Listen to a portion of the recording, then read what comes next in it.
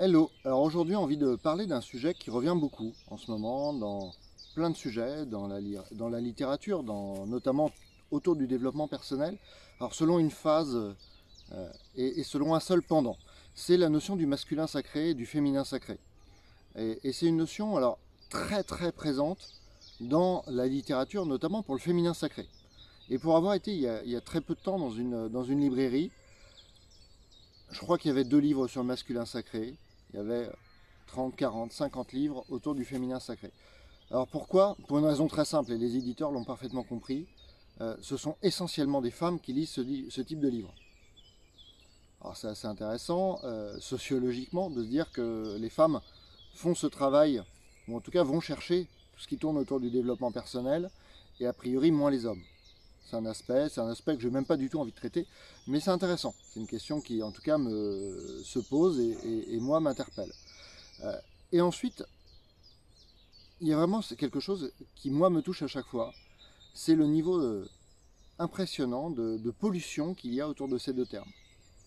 Alors, j'utilise le terme pollution car on y charge beaucoup de choses. Alors, on parle toujours du féminin. Alors, le féminin, ça doit être ci, ça doit être ça. Et on met un très grand lot de contraintes dessus.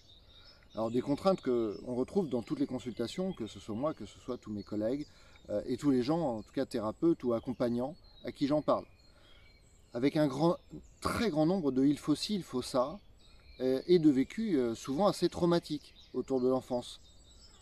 Autour de choses du tu dois être ci, tu dois être belle, tu dois être intelligente, tu dois être parfaite, et puis d'injonctions qui se vivent au quotidien dans tu dois être une femme, tu dois être une épouse, tu dois être une bonne travailleuse, et puis tu dois aussi être une amante, et tu dois aussi être soignée en permanence, mais tu dois être capable d'avancer en permanence, et tu dois être capable de faire ci et de faire ça, et beaucoup de contraintes. Alors forcément, ça pèse, et ça met une pollution autour de ce qui est l'axe central du féminin. Et ça rentre dans une dualité de dire les femmes doivent s'occuper de leur féminin, les hommes doivent s'occuper de leur masculin. Bon, ce sont des notions qui me gênent. Et effectivement, quand on s'adresse beaucoup aux femmes, on voit énormément de séminaires, de webinaires, de stages autour de à la reconquête de son féminin sacré, rencontrer son féminin sacré, éveiller son féminin sacré, éveiller sa sexualité sacrée par le féminin sacré. Et on oublie une composante majoritaire, une composante très importante. C'est que à cet endroit de la dualité, à cet endroit du féminin sacré, il n'y a féminin que parce qu'il y a masculin. Et il n'y a masculin que parce qu'il y a féminin. Alors, le zen et tout ce qui tourne autour du zen l'a très bien symbolisé avec ce très beau signe du yin-yang, où on retrouve à la fois du yang dans le yin, du yin dans le yang. Mais ça le symbolise très bien, on va dire en superficie.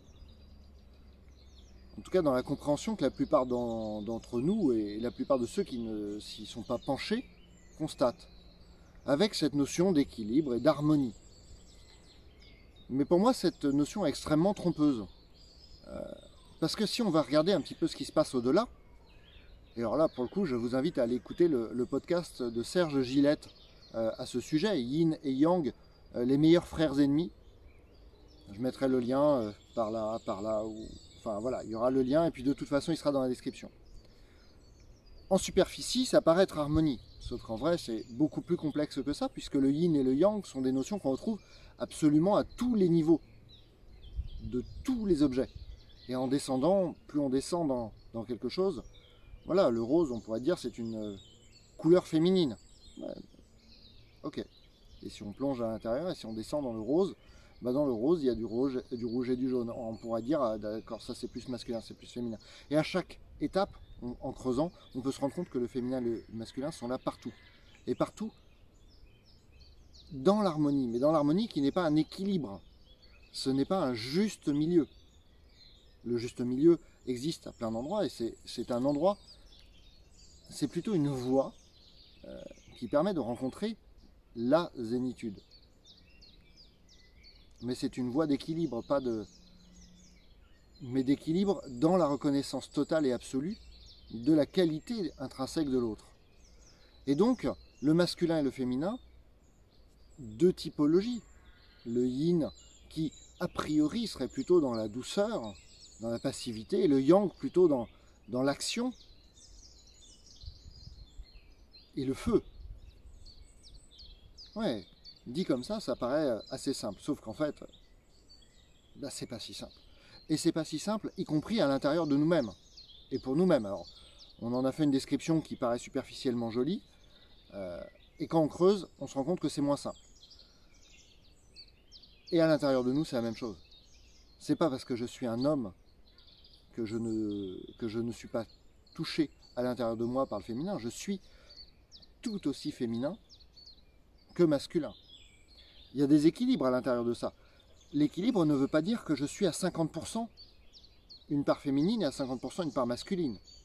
Et que une femme en face n'est pas nécessairement à 50% masculine ou féminine. D'ailleurs, apprivoiser son féminin ou apprivoiser son masculin, ce n'est à aucun moment rejeter le féminin ou rejeter le masculin, ni en l'autre, ni en soi. Alors, je ne vais pas rentrer dans les débats autour du féminisme.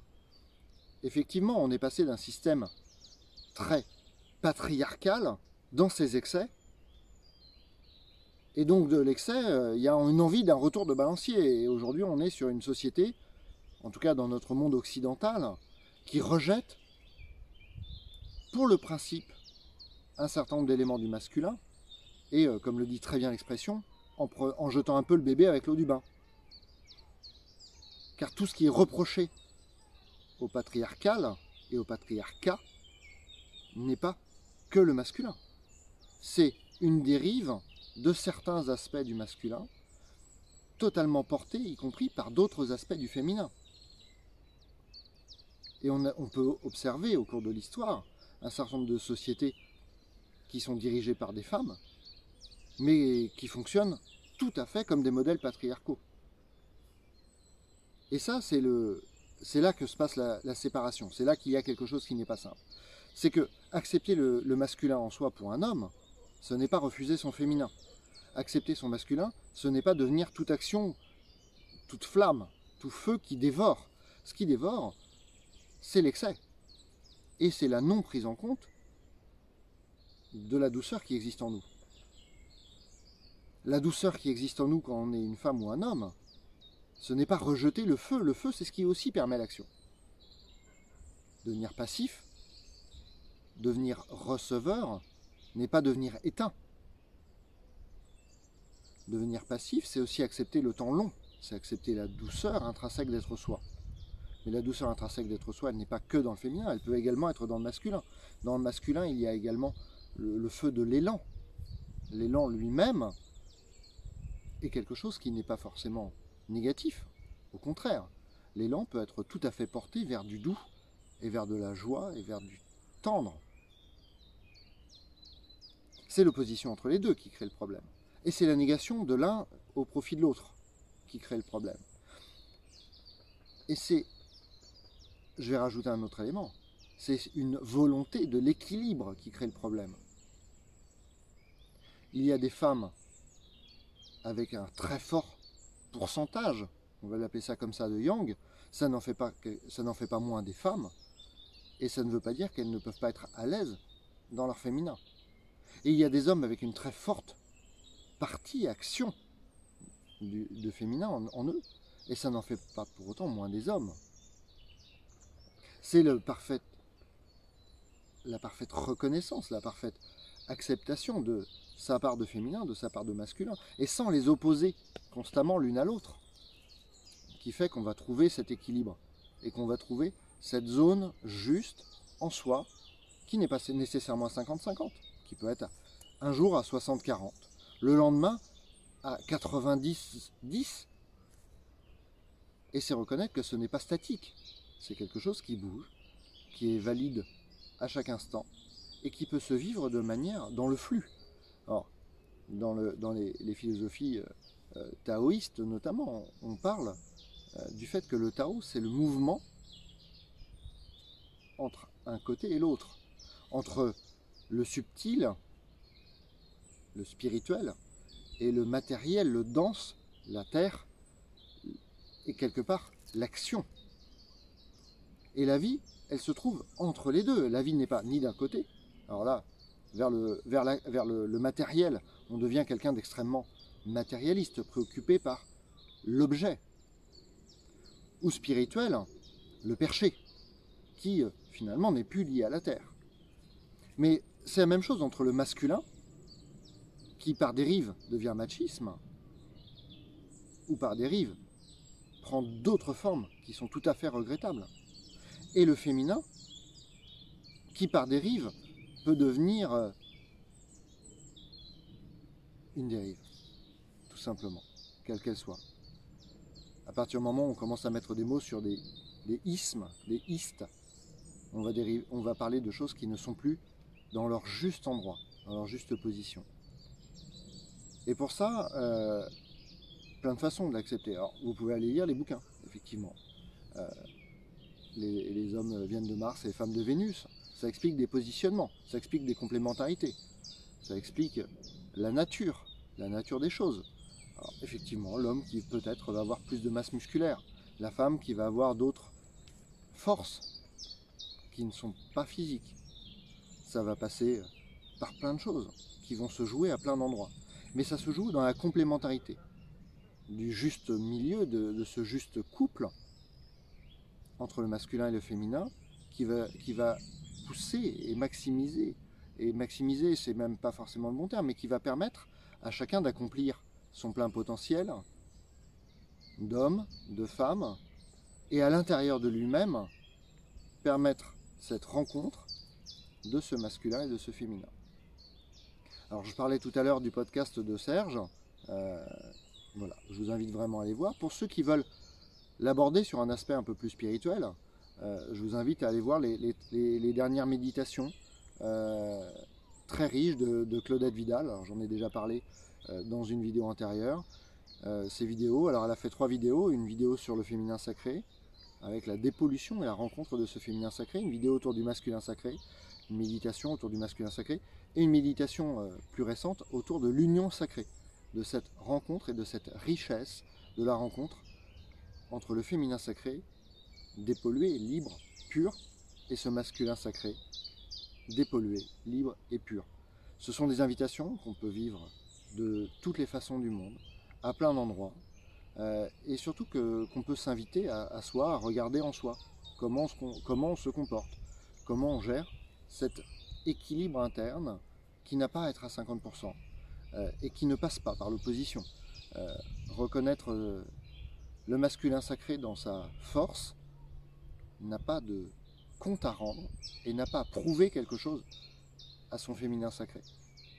Et inversement, le féminin sacré, de la même façon, n'a pas à accepter et subir la puissance ou le feu vécu d'un masculin sacré, ni à s'écraser dans une pseudo-douceur qui ne serait qu'une énième violence ajoutée à ce « tu dois être sage, tu dois être gentil, tu dois être ci, tu dois être ça, tu es une fille ». Donc voilà, tous ces fonctionnements qui peuvent exister et qui existent encore tellement dans notre société. Donc l'invitation, c'est vraiment celle-là, c'est aller rencontrer en vous votre masculin sacré, votre féminin sacré, voir comment ça se joue en vous, voir comment ça se joue à l'extérieur de vous, dans vos relations de couple, amicales, professionnelles, dans tout l'entourage, et voir comment ça peut se rencontrer, s'adoucir dans la paix, par l'expérience tout simplement, de cette douceur intrinsèque qui existe et qui n'a pas le même goût. La douceur du masculin et la douceur du féminin, le feu du masculin et la fluidité du féminin ont des goûts différents, mais dans leur union ne seront que complémentaires et que enrichisseurs de l'un de l'autre.